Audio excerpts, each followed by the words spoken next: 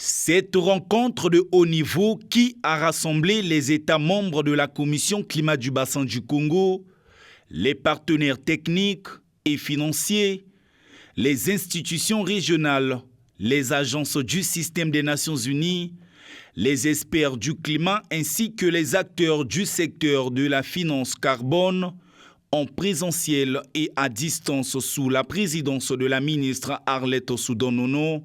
permettra aux participants de partager leurs expériences nationales, d'approfondir leurs connaissances sur les mécanismes du marché du carbone et de définir les bases d'une stratégie régionale harmonisée destinée à positionner durablement le bassin du Congo comme un acteur majeur de la finance carbone internationale. Le forum qui s'ouvre aujourd'hui constitue une étape importante vers l'institutionnalisation d'un espace permanent de dialogue entre les États membres de la CCPC. Au cours des 4 prochains jours, nos échanges permettront notamment de partager les expériences nationales et les avancées réalisées dans chaque pays, de renforcer la coopération entre les points focaux et les institutions en charge des marchés du carbone, de promouvoir une approche harmonisée à l'échelle sous-régionale, de jeter les bases techniques et politiques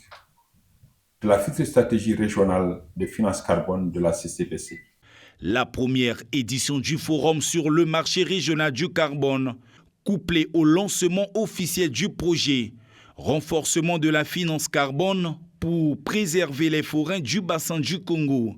se veut être un levier de croissance verte, de création d'emplois, de protection de la biodiversité et d'amélioration des conditions de vie des populations, a souligné la ministre Arlette Soudan-Nono.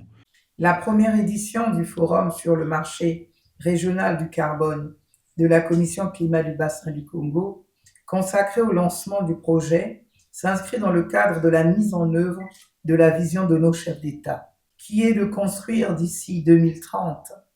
un marché régional du carbone afin d'accélérer la transition vers une économie verte qui permettra de concilier la lutte contre les changements climatiques, le développement économique,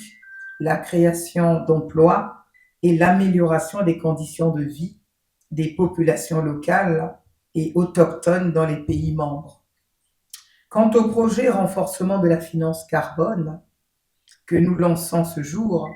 il s'inscrit également dans le cadre de la mise en œuvre de l'axe 2 de la stratégie déjà adoptée, à savoir la région dispose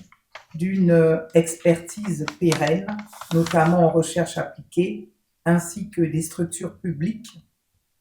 et privées ayant la maîtrise du marché de la finance carbone, y compris les mécanismes des prix.